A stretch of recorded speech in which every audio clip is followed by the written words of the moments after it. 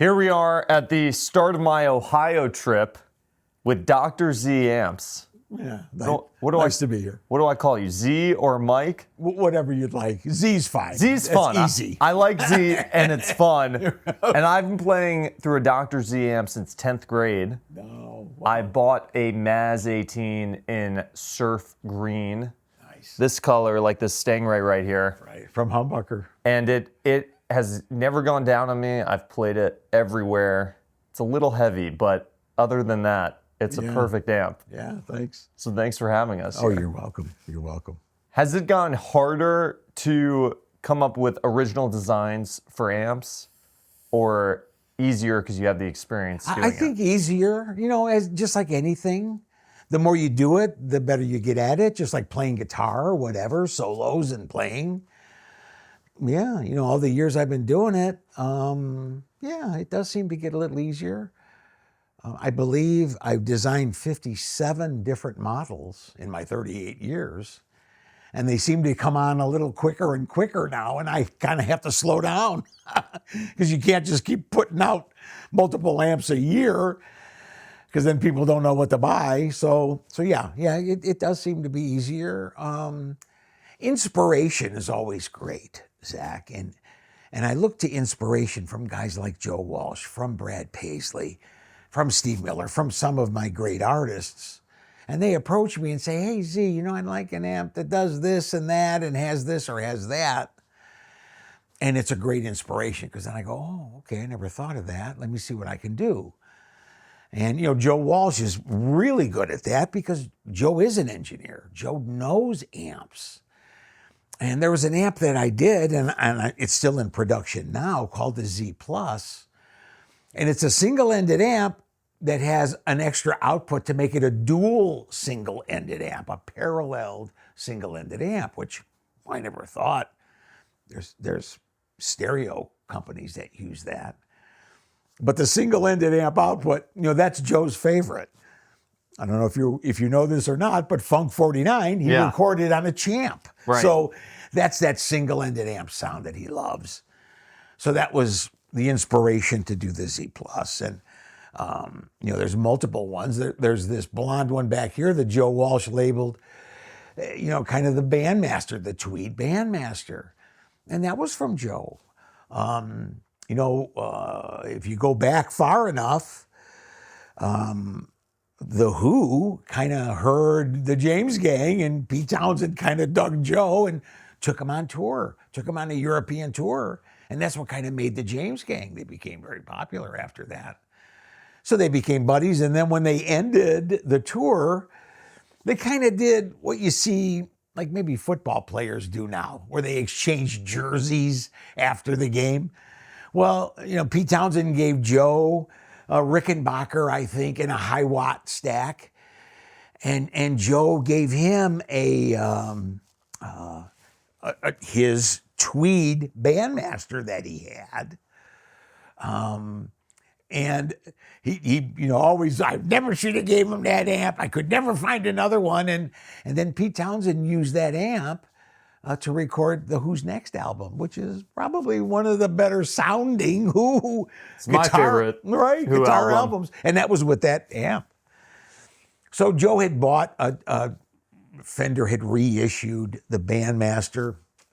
I can't remember when, 95 or something, they came out with it. Joe bought it and he didn't like it. I'm going to throw it in the pool, he told me. I said, Joe, don't do that. Send it to me. Let me see what I can do. So he sent it to me, and I, they had not the best sounding speakers in it. So that was the first thing I changed. And then I have a friend that works at Triad Transformers, and Triad was the company that made all of the Tweed transformers for Fender. So I called him up and I says, the 3-ohm Bandmaster 310, it had a weird kind of output tranny, and I could hear the guy typing, He goes, oh, yeah, I got that. I could make that. I says, okay, make me two. So he did. I put it together, got it to Joe, and he loved it. And I think anybody that knows tube amps realizes that the output tranny is kind of the heart. That's the sound. That's the driving force of the amp. You get that right, and the amp's going to sound pretty good. So that's what it did, and it came out, and the Z Master was, I mean, he still uses it today on the Eagles tour. So, and as you can see, there's lots of speakers. One of the things that I do when I build a combo amp is I'll take and put all these until I find the one I like, and I go, okay, no more calls, we have a winner, and that's the speaker that I use. So I've got a lot of different speakers that I try that are all here. There's the different grill cloths that we use for the cabinets. All of that's here. These are kind of cool. Here, come in here and get a tight of this. This is really cool. And then, oh yeah, all here. And then up on top, that's the Z-Wreck grill cloth, my kind of proprietary grill cloth.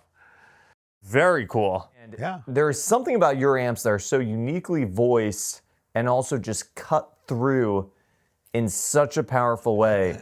And I was telling you earlier that I was playing with a new amp modeler, and the best setting in this modeler is a Stangray.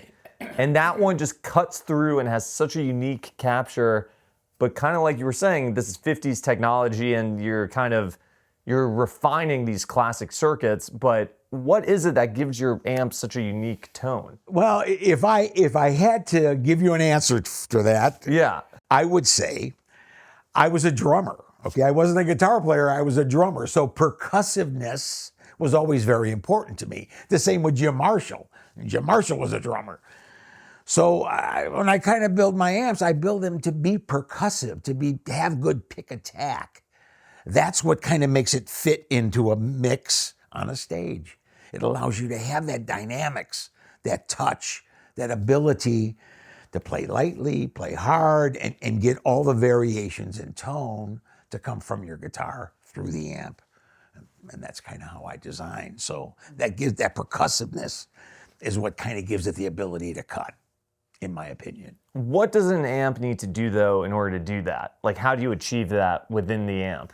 Well, the first preamp tube, the way I design the first preamp tube, I generally use a parallel preamp tube in V1 that gives me a bit more percussiveness and gives me an ability to get a cleaner, bigger sound coming in, and then you process it from there. And there's a couple of circuits that I use that are rather unique that no one else uses that I do, and that kind of helps get that output trannies, the way I design my output trannies, the way I design my power supplies. All of that adds little bit by little bit to achieve that.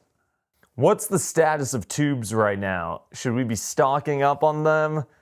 Are you? You know, it's amazing. I can remember 30-some years ago when I started, I was like, well, you know, are we going to be able to get tubes? I think it'll run out. But it seems like there's more and more better and better tubes that are being made. I can't understand it, but it's true. And I don't have any trouble getting them. I mean, I place orders and get them. There's a tube that's used in the Stangray, the output tube, is actually a 6N14N, which is a Russian military tube, okay, used in their military systems. An unbelievable tube. And it's an EL84, but it's their version of it. It's a little bit warmer. It's not quite as bright as, say, a JJ, EL84. But they're amazing tubes, and they got they last 10,000 hours. Ken Fiser, of course, was the one who turned me on to them. And I have a connection in the Ukraine, of all places, and I buy tubes from him. I buy thousands. I send them the money, I cross my fingers, and I hope that they come, and they come through the mail, and I get these tubes that are like from the 80s. They're new old stock, 6N14Ns, and they sound great. So there are ways to get tubes. There are ones out there. I imagine eventually it's going to be more and more difficult to get them, I would think, because there's less and less use for them, especially now that all the great digital amps and stuff are being built. So seems like the younger generation is more going toward the digital stuff. The older guys still want those tube amps like I used to have. So, you don't know how that's going to end up, but Hopefully they'll still be tubes, I hope. Should we be stocking up on tubes? It's funny, even my Sweetwater rep was like, you should stock up on tubes. Maybe he was just trying to sell me some JJs or something. I mean, if you're a guitar player who plays tube amps, should you be building a stock of tubes? It probably wouldn't be a bad idea to take your favorite amps and have a set of backup tubes for it, just to have.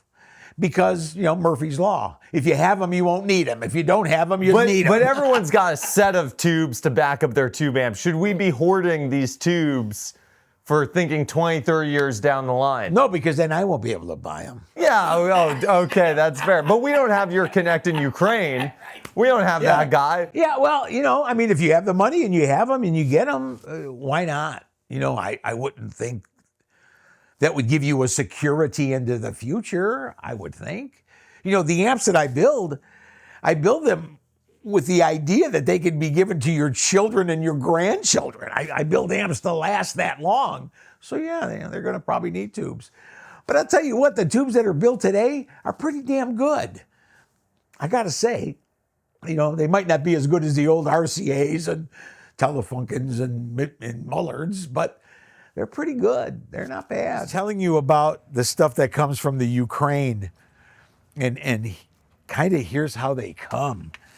This is what they look like when I get them. How long have you been getting tubes from the Ukraine? Man, I don't know, 10, 15 years. So when the war broke out, did that affect the shipment of tubes at all? It or really, not really didn't. I mean, I kept getting them, and this is how they come. They look and these like kind of this. like, these boxes look like they're 100 years old or Right. whatever. That's it. I mean, here's the EF86s I get from them, as well as, the 6N14Ns. Do you think these are the boxes that the tubes shipped in originally? Like, there's no way these are new boxes. Right, yeah. Right? They probably are. They probably are the original ones.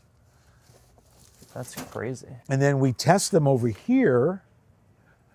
How big a check do you send to the Ukraine? You might not tell me the exact amount, but Well, yeah, I mean, you just ship it off and you hope that the tubes come, right? here's ones that just came in, and that's it. They come from the Ukraine. It's probably some guy, honestly, a couple streets down, and he's just messing with you. Yeah. He's like, oh yeah, these are coming from the Ukraine. We were talking about the DB4, which is famously your fourth collaboration with Brad Paisley, which is why it's called the DB4. And I was trying to figure out what those 4 collaborations are. And I thought the first was the Z-Wreck, but you had said it was. No, that wasn't the first. What was the first collaboration with you and Brad? I believe it was the RX Extra Strength. Brad came here, and that was actually on 9/11, 2001, when Really? the attack came. His tour was canceled. His shows were all canceled, and he wasn't very far from here. And he called me up. He says, "Hey, I'd like to come to see your shop." I said, "Man, great, come." So that was really the first time I met him, even though we had talked and worked together over the phone for years. But this is the first time we met. And it was the prescription that was kind of the focus at that time. And I did a prescription extra strength where I put in an EF86, kind of changed the voicing a little bit of the RX, and he loved it, and he played that. And that was kind of, I believe, the first one, if my memory serves me.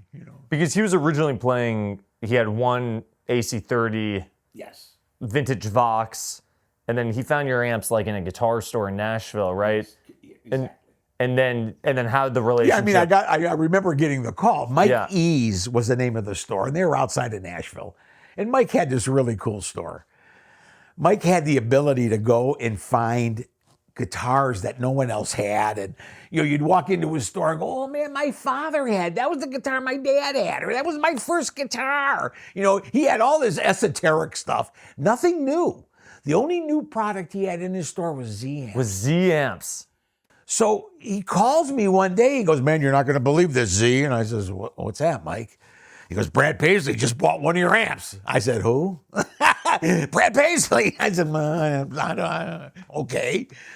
Then Brad was big in Nashville. Of course, this is his first record. This was before he really blew up. The sensation that he is. So that was that. Yeah, he bought a Maz 18 was the first amp he bought, and walked out of the store with it, and the rest is history. So he comes in on September 11, which is so crazy. And then do you build the amp kind of in front of him, or he kind of tells you what he's looking for? Yeah, I kind of, the best thing for me to do when I have an artist come in or someone that wants an amp tweaked is I record it.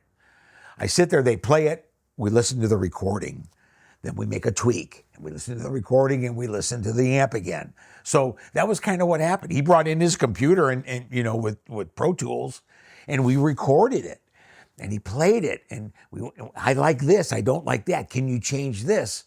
So it was all, kind of a way of adjusting the sounds to what he wanted.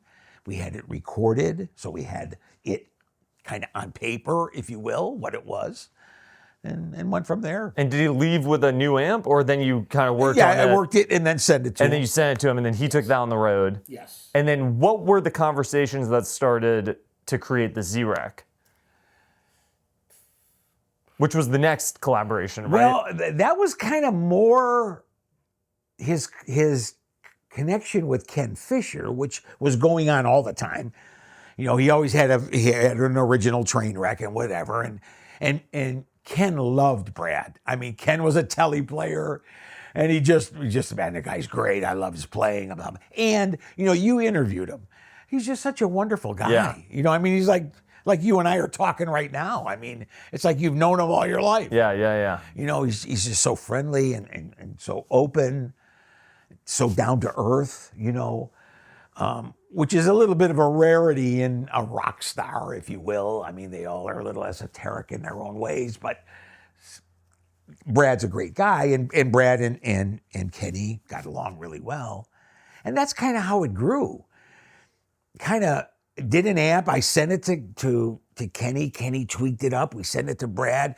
Brad said, that we tweaked it. So it went around a couple of times and then ended up being the Z-Wreck as it is.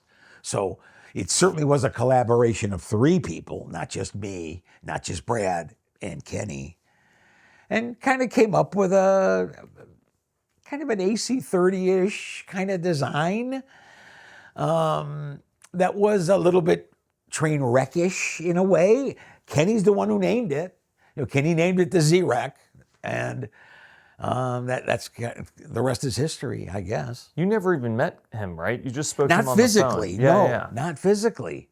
But we talked a lot.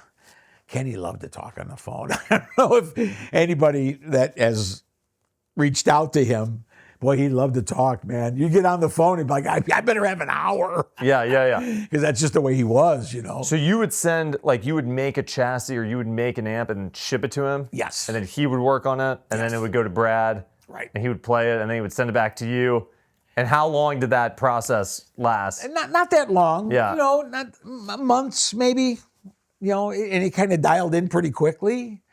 Because it was a pretty, I don't want to say simple design, but it was a very basic kind of amp design that was just kind of tweaked and refined to sound like he wanted. And the 6N14Ns, those tubes I was telling you about, are in that. Very important part of that amp. And then also the tongue saw 12AX7s. There's 3 of them in there. Those are great tubes. I got to say, those are as good as any preamp tube I've ever used. They're a little bit on the brighter side, but that fits that amp perfectly because that's what that amp sounds supposed to be. And you were willing to compromise with that switch in the back. That goes. Yeah, that was a good story. Kenny always liked low plate voltage on 84s. Yeah, which was that do? What is... It makes it smoother. Yeah. It doesn't give it the percussiveness that my amps have. Yes, yeah. So it's a little smoother, it's a little creamier, note to note, kind of blend a little easier. When it goes to break up, it's smoother. So Kenny always liked that. And I always liked higher plate voltage to give me that percussive pick attack kind of, Z design. So we went round and around, and I had my transformer manufacturer. I said, okay, I need you to make me a tranny, and I need dual secondary outputs. I need one at 280 and one at 320, okay? So he did that. So he built me one with dual, and I put it on a switch, and I sent it to Brad. And I said, okay, which one do you like better? And Brad goes, man, I like them both. I like this one for this song and this one for this song. I want them both. I went, oh boy, okay. Just added like $80 to the cost of my output power tranny. But whatever. So that's how it ended up. Comfort and speed, basically, are the two tones. And then what's the compromise with the Junior? Because the Junior just has one setting, right? Which is the comfort setting. Yes. More. Yes. So you said you gave in to Kenny on the Junior. Yeah, I guess. I mean, it was just kind of what I liked the sound a little better. A lower powered amp. You don't really get quite that percussive drive, just like your Junior, your Maz 18 Junior. It's more about the smoothness and the tonality of the amp, as opposed to the volume or dynamics of the amp. When you play a lower powered amp, that's what you're looking for. You play a higher powered amp, you want, at least in my estimate, you want a little bit more power and push and punch. How much does the master volume affect the overall tone in that amp? I know because it's what is it? Post-phase inverter. Post-phase inverter, which has a less impact on it. But do you still notice a difference with it tonally? Well, what it does, I mean, very simply put, the post-phase inverter master volume allows the phase inverter to add gain because you're gaining it up, and then what goes out is what drives the output tubes. In a pre-phase inverter master volume, you're putting the signal into the phase inverter and adjusting it, just like on a Marshall JCM 800 or whatever. So you're limiting what goes into the phase inverter, so it's limited what comes out. With the post-phase inverter master volume, you're driving the piss out of the phase inverter, getting another stage of gain, and then controlling how much of that gain feeds the output tubes.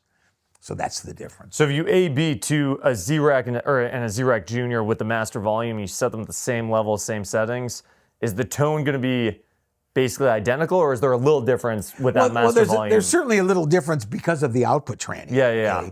The Junior has a smaller U-channeled output tranny that's like on the Maz 18. And the one that's in the Z-Wreck is one that Kenny designed. It's a kind of a pretty massive kind of output tranny that has more fidelity and power and frequency response, as well as a really high grade of laminate. That's another thing that it has. It has M6 laminates, which are the highest grade of steel laminates you can use. And that's all part of the sound. It makes a difference in the sound. If you listen to great stereo, that's what's in there. That's what they do. That's what they use. That's what gives them that 20 to 20K fidelity. So the output tranny, I think, makes more of a difference than the tonality of the amp, because that's what drives the speaker. And that's the biggest difference. But the master everything volume else is pretty much the same. Yeah. The master volume is a great feature, though. Yes, it is. It is. Yeah. Okay, wait. So then the third collaboration with Brad was the Stangray? Yes. And then what was the pitch for that amp, or why did that amp need to exist? It was the essence of the AC30 and top boost AC30 and everyone's doing it and playing it. But if you go back to the early days of the Beatles, the early original Beatles records, those were non-top boost AC30s. Those were the original AC30s before top boost. So they had that nice, clean, clear, bell-like tones without compression and drive. And that's, you listen to Harrison playing, and that's that kind of sound. And that's what we worked. I said, Brad, how about if we make an early kind of AC30, not a top boost, one that's clean, got an EF86 driving it, and give it a big, clean, clear sound. And he went, let me hear that. And that's kind of how the Stangray was born. I didn't copy the circuitry. I never copy any of them exactly.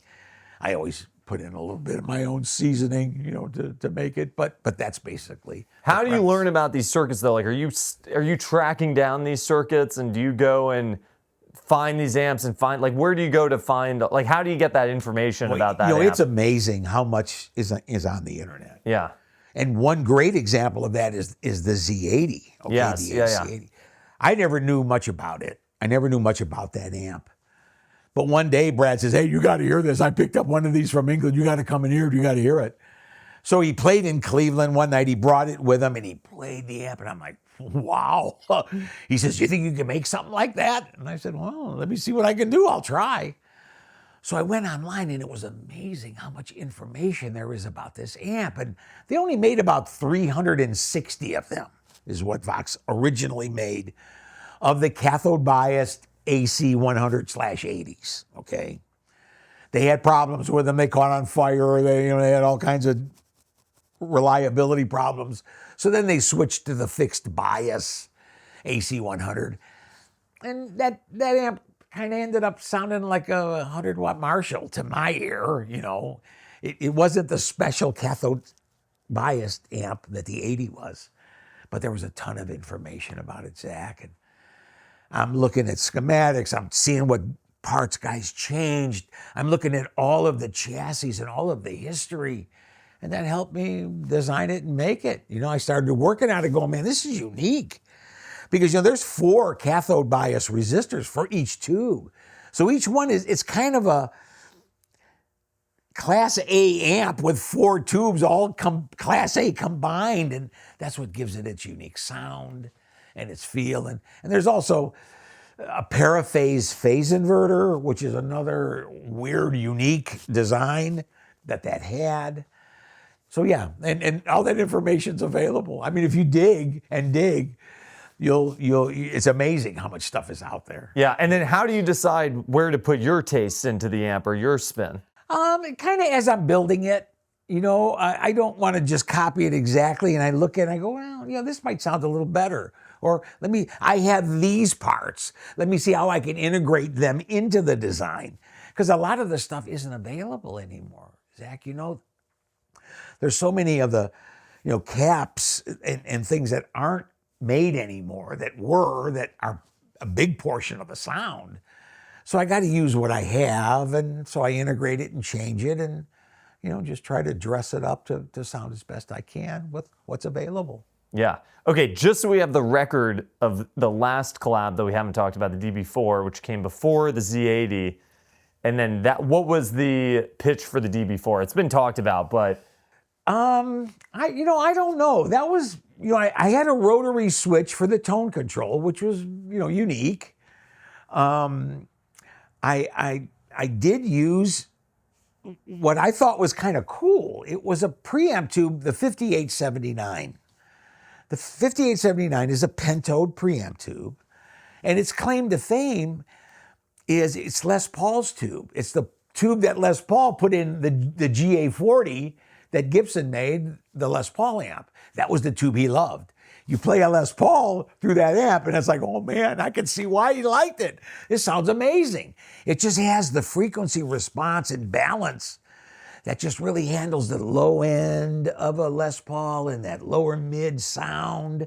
It kind of brings up a little bit of the top end. It really balances out the sound of a Les Paul. So I utilized that tube with the rotary switch.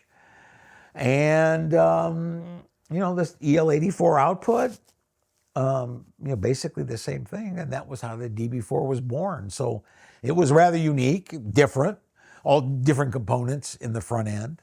The back end was pretty similar, same output tranny as the Z-Wreck, same output tubes as the Z-Wreck. So the back end was pretty similar, but the front end was what was different. And that was that special preamp tube and the rotary switch for the tone control. Brad says it's his favorite amp that he's ever played. Yeah, right. He still plays it. I mean, he just played the World Series. Thank you. The World Series, and he had his 212 DB4. That's what he uses. That's what he loves. Yeah. That's kind of his best. What he says is kind of my best live sound amp. It just gives me the sound I want live. That doesn't mean that it's the best recording amp, and he uses all kinds of things for his various recordings, of course. But for playing live, he goes, man, I can't beat that. That amp gives me what I want every time I plug into it, and it sounds right. Yeah. And then get a little mud on the tires. Little mud on the tires, right there. Okay, here's where we pack.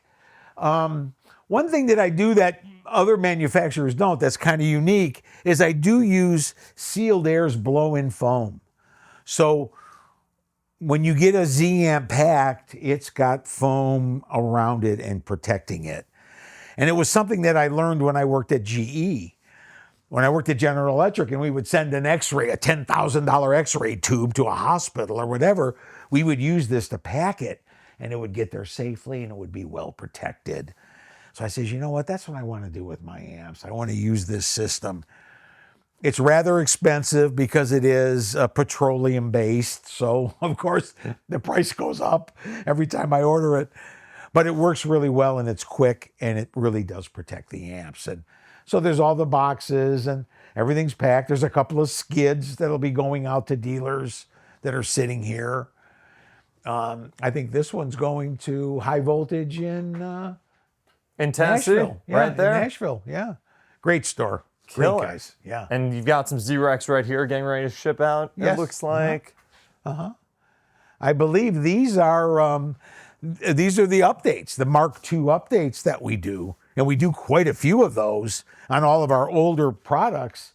You can send them back in and get them updated to current spec. And that's what this is. So it got master volume on it. Oh, wow. So it's a Z-Wreck with master volume. It also has half power and also comfort and speed. Yep. There you go. Now here's where like Pete works. This is his station. And Pete does all the grilling and cabinet assembly. Puts everything together, puts the speakers in and all the amps, and that's all done right here. And Pete does an excellent job. I mean, if you look at the grill cloths, they are perfectly square. They're always perfect. Yeah, he Can I does. pick this up? Sure. Look at this right here. So this could be a Z-Wreck or what is this? That's a Z-Wreck. Right there. They always look perfect. That is perfect. I see too, he glues the Z's on by hand, right? Each Yeah. one. Yeah. And those always look perfect too. Yeah. Okay. So here's Look at all these boards right here. Get a shot those of are this. all That's parts cool. of the cabs that Yeah, come. yeah.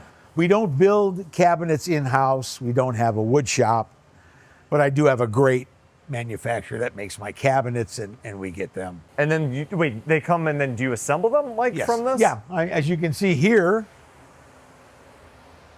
you know, this is kind of how they come. You know, we order the colors and the cabinets and they come in and they stand here and Pete grabs them and grills Look at them. that. You see that? Those are all the little red PhD cabs. And I love the look of them. It's fun to see them all stacked up like that, right? That's got to get your juices flowing, right? yeah, it does. So this is the lunchroom, but there is one thing I want you to see. This is the water cooler area. And that's this Fusion laser printer. And, you know, Epilogue probably makes the top of the line laser printer. Very expensive unit, but a great unit. And we make all of our own panels now. Wow. So all the panels are done. And they're all done here. And you can see this is a master volume Z-Wreck. So Yep. it's the upgraded Z-Wreck. So how did you get, this is Ken's handwriting, right? Yeah. On the Z-Wreck. So did he write it and did you scan it? Yeah. And now it's kind of been immortalized, right? Right. Yeah, yeah. That's very cool. Wow. So that's what's here, and all the different colors and plastics that we use to make. So it starts off like this, Right. and then it goes in there, and It gets cut and lasered. And it's very into a cool. panel. Yes. Very cool. And then there's some more cabs here, of course. Everywhere we can store stuff, we do. What are these? Are these? That's actually the Joe Walsh. Joe- yeah. Yep. Right there. This will be a PhD. Uh-huh. That is cool. And those are 212 blues breaker cabinets. Yep, for I guess the Legacy And that- DB4. Yeah, and I kind of keep that red one for Brad. Just in case he needs one. He right. He loves red.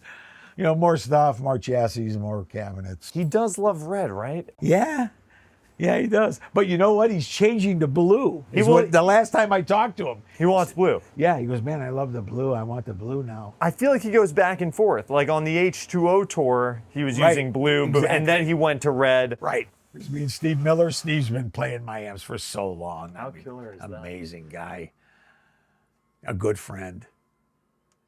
That is killer. You know, I mean, a guy that can sculpt a song like nobody. I mean, Z, what are the things that guitar players who might not be super technical, but who play tube amps, what do they need to understand about their amps in order to just be a little more informed? What do you wish they understood? you know, there's so much to it, and you know, my depth of knowledge of it is so deep. What do I want a guitar player to understand? Well, a couple of things. That is, you know, knobs and jacks need to be tight. They can loosen up. The amps get hot, so the metal expands and contracts, and because of that, the pots can get a little loose. The jacks can get a little loose. Now it's going to be a little bit, you may get an artifact or a noise or whatever just because of that. So that's something that you need to look at. Bolting in your chassis into the cabinet. There's an RF shield that we all use because you don't want radio frequencies and whatever coming in. So you got to make sure that that's tight. So it's making good connection. So you're not picking up RF or noise, somebody driving by, whatever. So, you know, understand that. Your tubes are your tubes. You know, I mean, I think you know when a tube's going bad. You might not know which one it is, but you might know that you have a tube problem and that needs to be addressed. You know, your speaker, your cabinet, be careful with it. You know, when you're carrying it around, a lot of problems that guys have is, you know, they'll play 4 hours, the amp's hot, they throw it in their trunk and they drive down the street, you know, bouncing it in the trunk.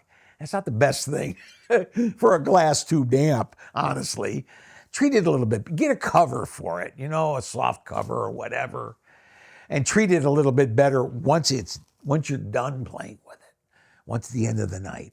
That's kind of where you should really take care and make sure that you treat it right. What do you do though? Because you play the gig, you have to put the amp in your car and drive away. So what are you supposed to do? Well, the longer you can wait, the more you allow it to cool down and be a regular temperature. Make sure that when you put it in your car, it's safe. It's kind of in a spot that it's not going to be sliding around and bouncing or whatever. There's only so much you can do for that, but maybe wrap it, cover it, or something if you have a cover for it. And just be careful. Know that you've got a $3,000 piece of equipment that's glass in your trunk, and drive home that way with that in mind will help. Don't leave it in the car overnight. Bring it in. Don't leave it. You don't want, it's like a living thing. You don't want to leave it in the trunk. Right. Bring it in. So what's the newest amp that you shipped to Sweetwater? It's this Route 66 Junior, yeah, Route right? 66 Junior, Yeah. And, you know, it kind of came to life after the PhD, when I did a single-ended KT66 amp. When I made the Route 66, there are a couple of them here, people loved it. It was, you know, it won the very first Editor's Pick Award. I don't know if you're aware of that. Of Guitar Player Magazine. January yeah. 1999, it won the very first one. And they started that award. That's history. By this amp. Yeah. Okay. So the amp did well and people loved it. But I would get comments, you know, Z, man, the Route 66 sounds great, but it's so loud. You know, to get it to sound really good, I got to crank it, and it's just too loud. It's just too loud. And I didn't want to put master volume on it. I didn't want to change it. I loved the way that it was. So I never did do it. So then this capability came out. I said, a single-ended KT66. I'll make a Route 66 Junior. That'll be a little more... Right, it'll have less power. It'll be able to get that sound that it has, the same preamp. But then I added a couple of features to it. One is an effects loop. Okay, so it has a buffered effects loop. A buffered effects loop, Zach, is something that it's no longer an option. Guys are like, if it doesn't have an effect, I don't want it if it doesn't have an effect. I never used an effects loop, though. I don't understand why. Either did Jimi Hendrix. Yeah, I don't understand why it's such a thing, but... I don't know either. Yeah. But it seems to be, you know, I mean, I guess the advantage of an effects loop is when you use frequency-based effects, you kind of go in after your tone stack, after the signal's already processed from your amp, and then it takes it and kind of makes it feel like it's a little bit more inside the amp. the reverb or digital delay or whatever time-based effects you use. They do seem to work a little cleaner and activate a little bit better than when you have it on a pedal board and you've got boosts and all kinds of things in front of it. You kind of always want to readjust it. It's overdriving it too much. So that's the advantage of a loop. Is it really needed? Not really in everything, but whatever. You put them in to make the people happy. That's what, as a manufacturer, if that's what people want, you got to give them what they want. Yeah. Am I going to say no? No, if that's what you need. So, I found, Metro loops is what I initially started using. And, they're great buffered effects loop, FET driven. They sound great. Put them in, they work perfectly. So that's what this has. It has an effects loop, but it also has, instead of doing a master volume, because it is a lower powered amp, I put a built-in attenuator in it. So it has a 12 volt, 12 watt, 6 watt, and 3 watt setting. So it's almost kind of like 3 amps in one, because it gives you this wattage setting, this wattage difference. And where do you control that? On the faceplate? Yeah. No, it has a control right here, wattage. Oh, I see. With a rotary switch. So it's right up front. That's very cool. And I've had a lot of artists come in and play this amp, and they seem to love the 6 watt setting. For some reason, it's just a little bit smoother. It's not quite as percussive and edgy. It's just really smooth, and you can drive it a little harder, and it's not quite so loud, and it sounds really good. Yeah. So that was the feature that I added to it, as well as the effects loop. It has the same front end, EF86, same tone stack as the Route 66, same KT66. And the KT66 is really the basis of the tone of that amp.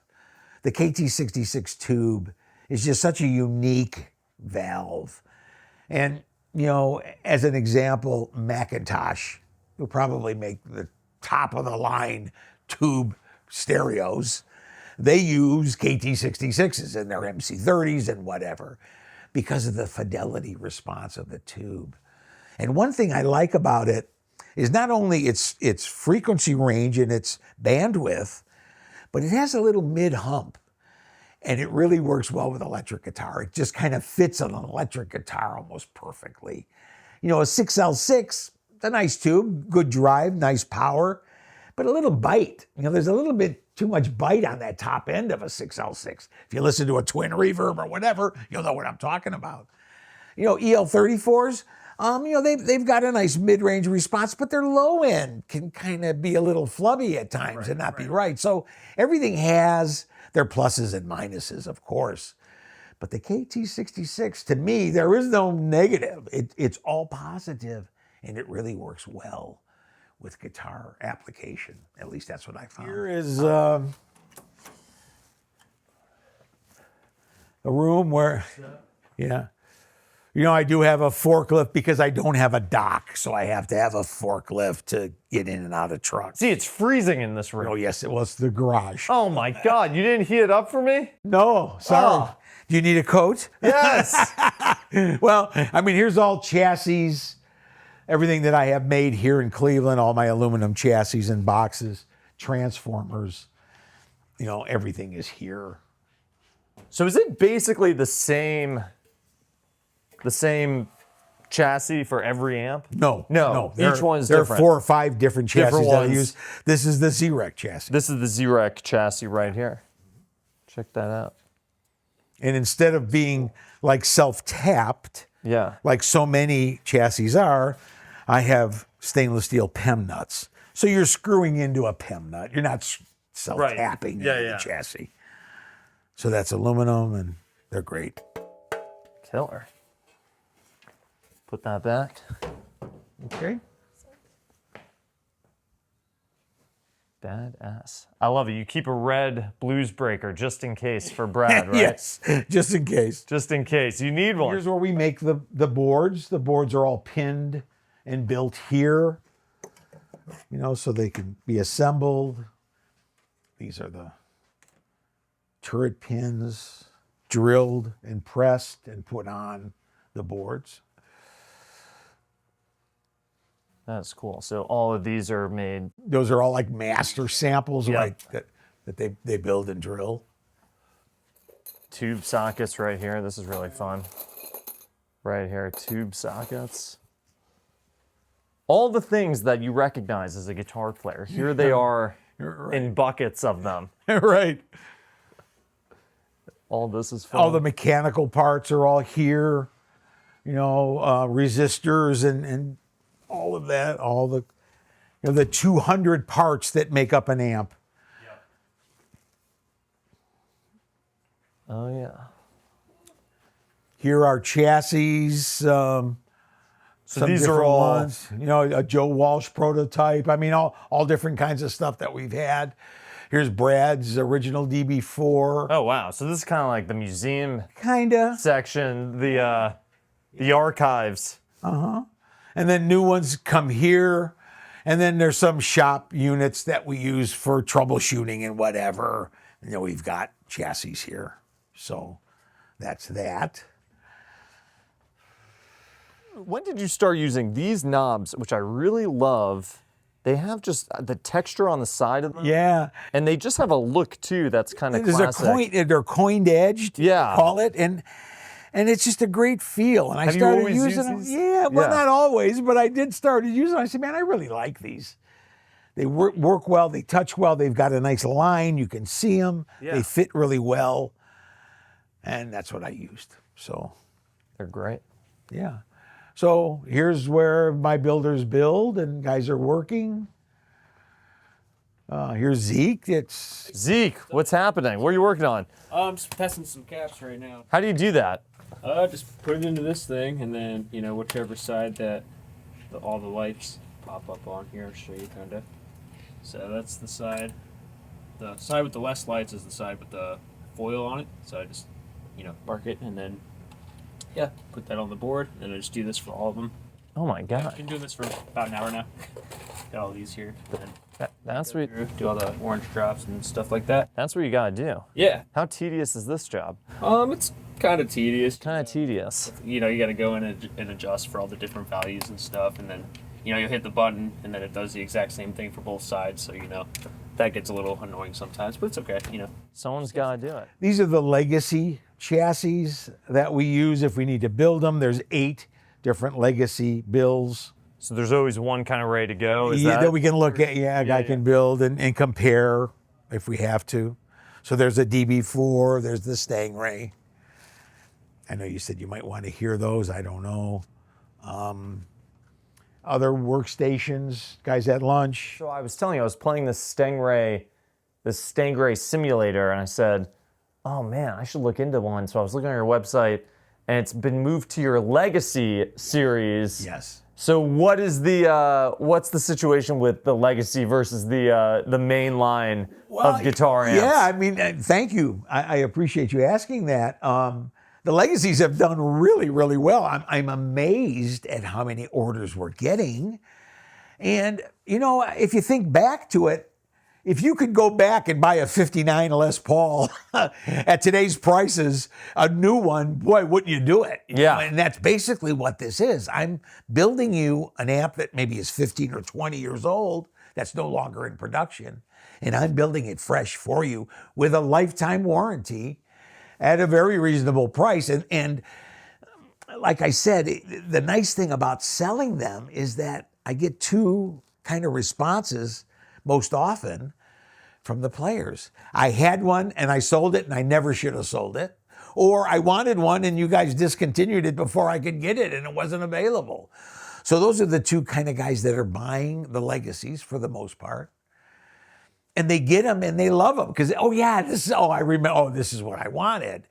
It's not getting the amp and saying, well, you know, it sounds good, but it's not really what I was thinking it was or what I really needed what it to it be. is. Yeah, they're getting it. They know what they're getting. They get it and they love it. And that's that. And we build them very quickly. You know, I mean, they're within 4 to 5 weeks or whatever from ordering, sometimes even less. So it's not like some of the builders out there where you put a deposit down to build an amp and 2 years later, you're still wondering where your amp is. Right. That's not the case. I mean, I have 10 employees. We build product. And I mean, I'm not as big as Fender or Marshall or whatever, but as far as boutique production is concerned, I do pretty well. I can build a lot of stuff handmade and in perfect order. So the legacies do well. I can remember when I started bringing them back, and I said, well, I mean, if we could do like 2 a month, that'd be great, I mean, we've got 8 or 9 of them on the board right now. People are ordering them, and I'm really surprised at how people are doing it. There's one, the Monza. The Monza was a great amp. It was a high gain, little Billy in the box is what we called it. It was Billy Gibbons kind of high gain sound. And I did it, and now I put a master volume on it. I kind of tweaked it up. That's the other thing with the legacies. I've kind of put some of the advancements that I've done, I put in there to make them even better than when they were original. And the Monza, people are getting Monzas going, oh my God, this is amazing. And I'm thinking, man, maybe I should re-release it as a production model. I don't know. But we're getting orders for them, and I'm happy. So the legacy has kind of helped me because, as you know, most of the manufacturers now, like Fender, they are selling direct. It's the way it is. As the music stores start closing, there's less music stores. You got to sell product. You make products, so you sell it direct if you can. And that's basically what these legacies do. Now, I don't sell any of my current production amps are not sold direct. You have to go to a store to get those. But the legacies that are no longer in production, yeah, I'll build you one of those. And you get a lifetime warranty, and you'll get it quickly, and hopefully you'll be happy. Talking about the Earthquaker, here, I'll grab it. The Earthquaker collab that you just did recently. Yeah. The Z, I always have a hard time saying it. The ZEQD Pre. Right. This thing I saw. For Earthquaker device is EDQ and then the Z in front of it. So that's right. This thing I saw at NAMM, and it was awesome because it's so versatile. It kind of can do whatever you want it to do. It's a preamp. It could be your amp on a gig. You can record with it. Right. Go to the front of house, right out of it. How'd you and Jamie work on this and put it together? Well, there was a pedal that Jamie made for me, the Z Drive. Yeah. And it was very popular. I sold lots of them. And we built it and collaborated on it and built it. And he built them for me and I sold them. So I went, one day called up to order another 50 or whatever it was. And Jamie gets on the phone and goes, Z, the germanium chip, that's it. I can't get it anymore. So I can't make them for you the way that they are, but I can redesign it and maybe change it. And when he said that, I just kind of shook my head and went, Jamie, that never seems to work right. Because always people are going to say, well, the old one sounded better than this one. It's always going to be that. The way guitar players are, the way they evaluate things and judge things and compare things. I said, how about if we just come up with a new pedal? We let the Z Drive end its course and we come up with a new pedal design. And he goes, oh, okay, what do you think? And I said, well, Jamie, I have a lot of luck with my EF86 circuit that I use on my Z28 and the Stangray and the Route 66 and the KT45 and the Delta 88. All of those amps are based on the EF86 circuit that I use. I said, but if I come up with a circuit and we do a tube effects pedal? And he goes, oh, yeah, I've always kind of wanted to do a tube, but I really didn't have enough experience with it or really wanted to do it, but I've always thought about that. That's a cool idea. I said, okay, let me come up with a design. Let me bring it to you, and we'll go from there. So I made up a little chassis with the front end of this pedal and brought it to him, and he kind of plugged it into his KT45 that he had, and then also his Sun amp. He plays a Sun amp, and it sounded amazing. Man, this sounds really good. Let me see what we can do. So that's how it started. That was the evolution of it. Jamie sat down and then took what was just a basic tube kind of boost pedal. It really wasn't an extreme overdrive kind of pedal, but I kind of thought of it as kind of a sophisticated clon. it makes your amp sound bigger and fuller and, Yeah. and has all of the addition, makes your amp sound better without having a ton of gain. So he kind of took it and started playing with it and put a boost on it and did the, output direct to computer or front of Yeah, house. XLR out. XLR out. Yep. Did his own audio, or analog, I should say, speaker simulator. So there's like kind of a 212. It's not an IR, it's kind of Jamie's own emulation of a speaker.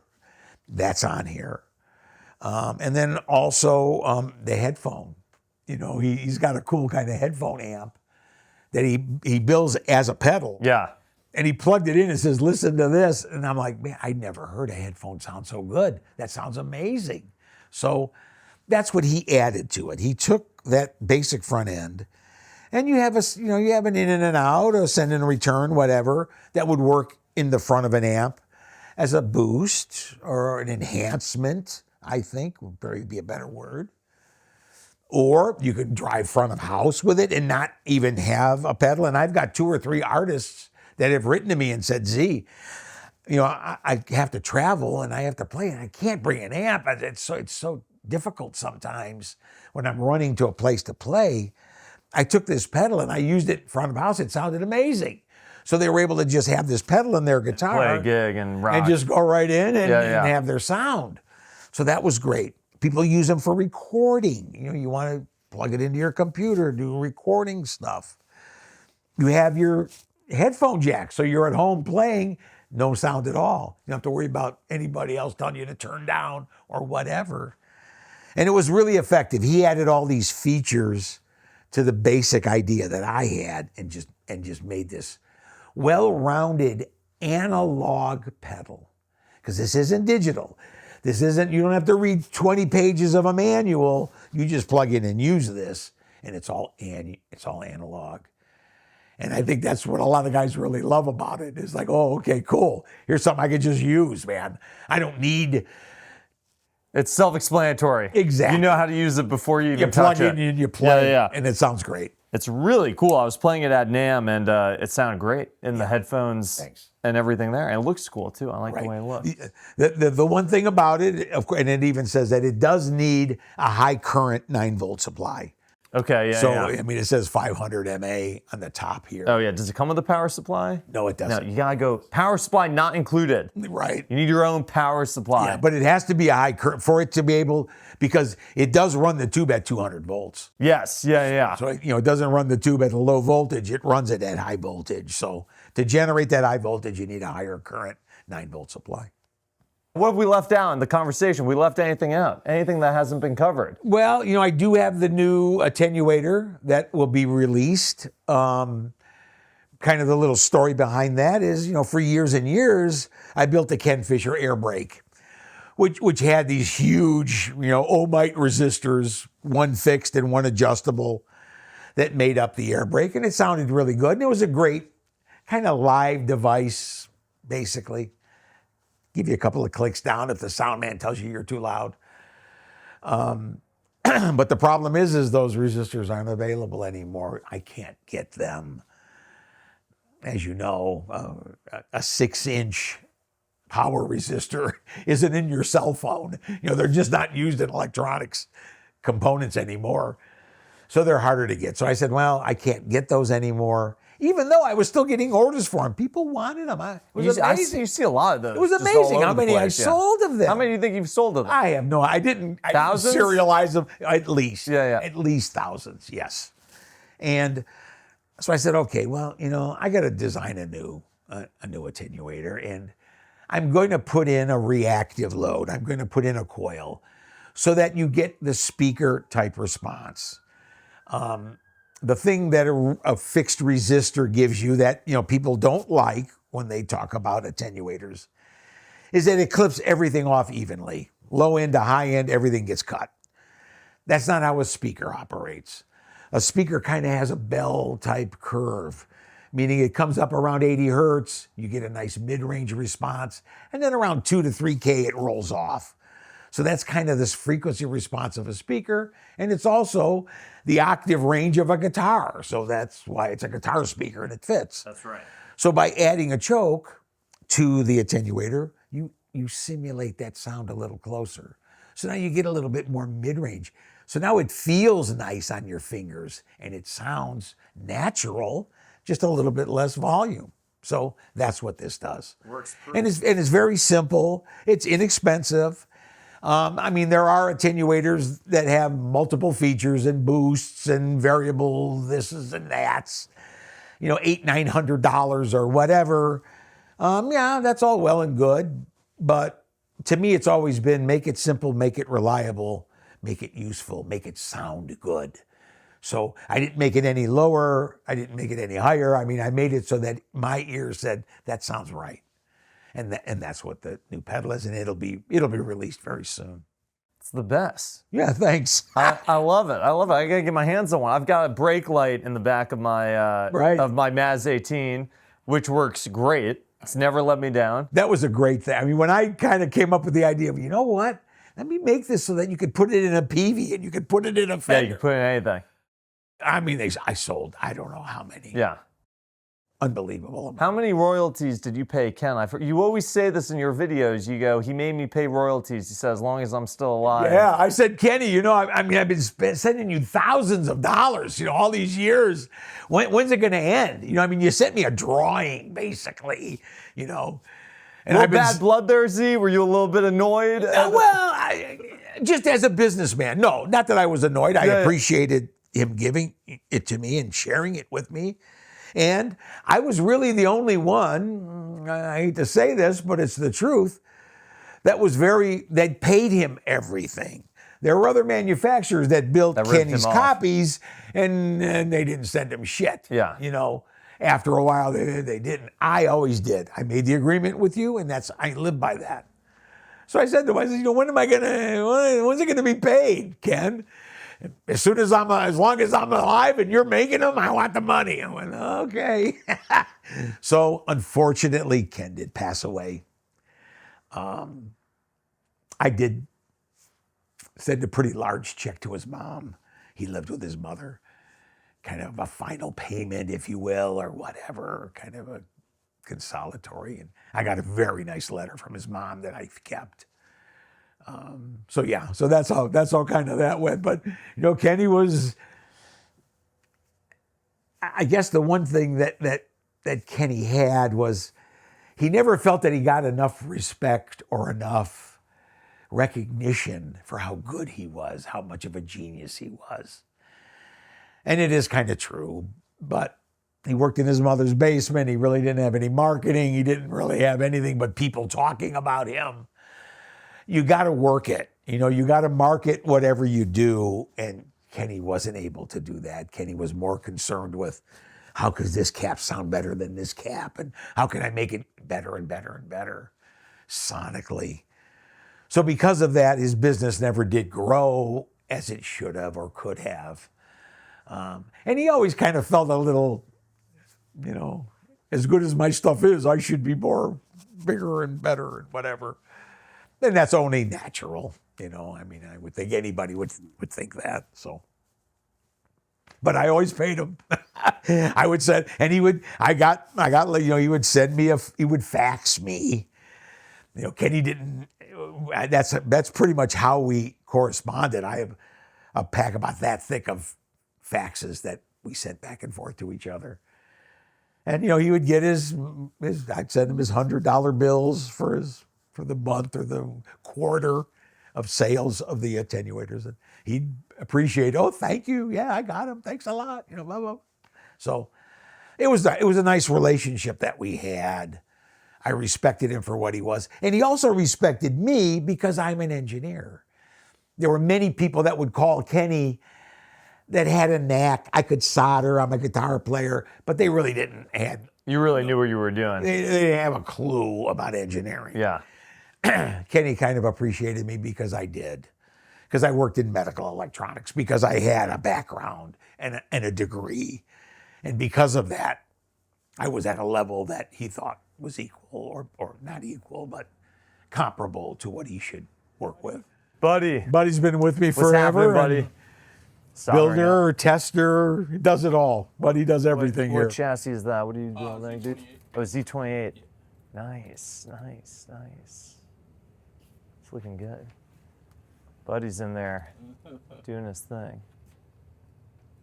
Nice. And this is kind of where we do the burn-in testing of the tubes because they come raw. So we have to kind of test them, Yep. burn them in. What percentage of them are bad? Not very many. Not very many, yeah. No. They're very, very good. That is cool. I want a tube guy in the Ukraine. How do I get one? And then these are the little components that, the caps and the pots and all of the things that guys use to assemble the amps. That is cool.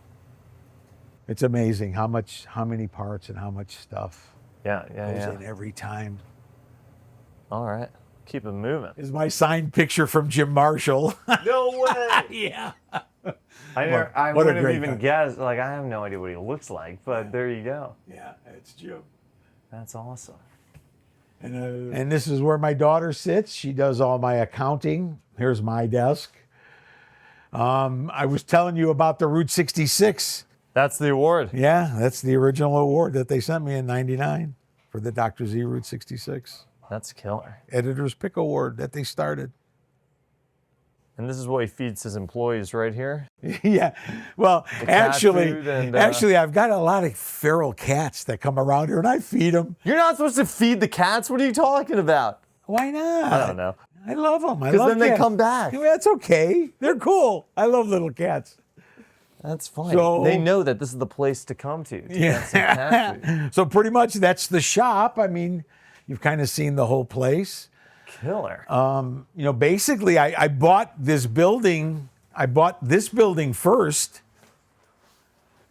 and then bought this building, knocked a hole in the wall, and made it one. Yeah, so that's Perfect. And we've been here. I mean, I could certainly use more room, but What do you need more whatever. room for? Well, storage and all of that. Yeah, It does tend to get a little packed. It feels like there's not a ton of like finished product here, so stuff goes out really quickly. Exactly. Like, It's built in. Yeah, there's no. We don't have any warehouse or whatever that stores. Yeah, stuff. Everything is built to ship, built to order, and built to go. comes in and goes. Do you think when you started Dr. Z Amps, was there an opening in the market to become successful, or do you think a young amp upstart today could have a go at it, or would it be pretty challenging? When I started almost 38 years ago, there weren't a lot of boutique amp builders. I mean, Right. I was one of the three Yeah. or four guys that were doing it. And what made me do it? There was an issue of Guitar Player magazine that was it was the amps. It said right on the top of the magazine, it was the amps issue. And it talked about Marshall, and it talked about all these different amp companies and guys that design amps. And I'm reading this going, man, I'd love to do, that's what I want to do. I have a background. I was a musician. I love music. I love electronics. And, with the blessing of God, I was able to combine those two loves and into a manufacturing thing, a business. And I was able to go with it. And it was early on, and I just worked on it and worked on it and worked on it. And I guess, it was mid-1990s. I got an amp to Joe Walsh, the SRZ 65. Joe used it on the Hell Freezes Over Eagles tour, and there's a Z amp on stage on one of the biggest tours that was happening. Now, all of a sudden, I got credibility. Who's this Z guy? What's going on? So thanks to Joe, I mean, it kind of did catapult my business a bit. But yeah, when I talk to people today, I do find, Zach, that there are a lot of guys that have electronics background. Maybe, elevator repairmen or, whatever. Guys that do basic electronic repair that maybe lost their jobs, maybe got laid off, as things are. So they're looking at it going, well, I play guitar. I look at these schematics. I could make that. And that's kind of the same thing that happened with me. I was fixing amps for guys and going, I could make this. This ain't so hard, So they do the same thing. So there's a lot of manufacturers coming out now. And there's a lot of them that are coming out with original and unique designs, which I appreciate. Years and years ago, Marshall copies, Fender copies. You still see a lot of those, I feel like. Deluxe. How many people make a deluxe reverb copy? Yeah. I don't know. I don't hold that to be that impressive, to be honest with you. It's the guys that come up with original ideas, something that take something and make it unique and make it theirs. Because you're taking a chance. I mean, I used to get phone calls early on and they would say, well, which one of your amps sounds the most like a Marshall? And I go, well, not really any of them, pal. That's not what I do. So it turned off a lot of people because that's what they were looking for, but that's okay. So it took a little bit longer for me to grow because of that. But I grew into my own company. I grew into my own product. And I'm not having to compete with anybody else. This one sounds better than his version of it or whatever. Yeah, if you want that sound, you gotta get a Z. Here it is. Yeah, that's it. Who designed this little Z right here, this little thing? Was that you? That was me. My dad was a TV repairman. So the Zenith kind of logo, I used to always draw that. Yeah. When I was a kid, is my name and initial or whatever. So I says, when I make my amp company, I'm going to call it the Z Amps, and I'm going to use. It's not the exact same thing as the Zenith. It's a little different, and it is registered. I do have it copywritten.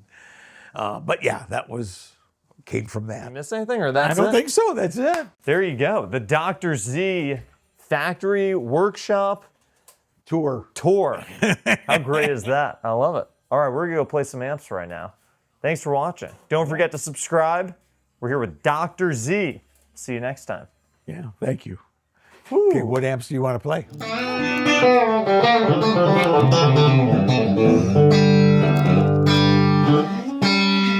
You want to go back to the X-ray? Yeah, let's try the X-ray again. How are you doing the switching? I'm doing it by see. hand. By hand. It's so quick. I was like, To be honest, we've had switchers in here. and They there's all do something different. Yeah. And even though you can A/B, they all have. tonal character.